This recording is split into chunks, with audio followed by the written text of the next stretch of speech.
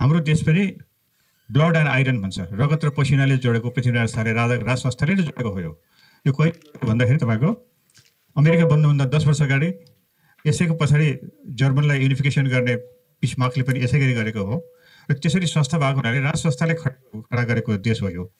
तेस्रो के छ भन्दाखेरि तपाईँको विश्वमा पपलाई संसारभरिको क्रिस्चियनको राजा भन्छन्।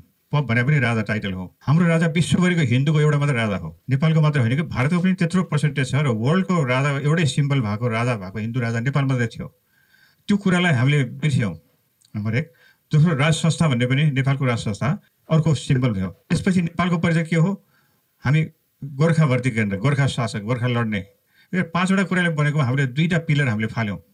राजतन्त्र फाल्यौँ, राज संस्था फाल्यौँ, संसारको एउटा मात्र हिन्दू राजा फाल्यौँ।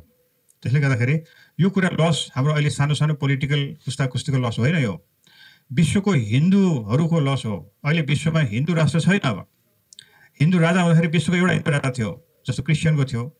मुसलमानको चाहिँ आयतुल्ला खोमेनी किन त्यो गर्छ भन्दाखेरि उसो सियाको हो त हो, सुन्नीको छ भनेपछि त्यो कुरालाई हामीले लस गरेको हुनाले त्यो कुरालाई हामीले हाम्रो केटाकेटीहरूलाई सिकाउनुपर्छ। किन भनेदेखि तपाईँको अहिलेको 15 वर्ष अगाडिको मान्छे जन्मेको मान्छेले राजै देखाएको छैन। You have not seen. इतिहासबाट राजा फालेको, इतिहास फालेको, जियोग्राफी फालेको त नयाँ शिक्षा आएपछि नेपालको जियोग्राफी पनि पढ्नु पर्दैन, नेपालको इतिहास पनि पढ्नु पर्दैन, हामीले नै हटाइदियौँ।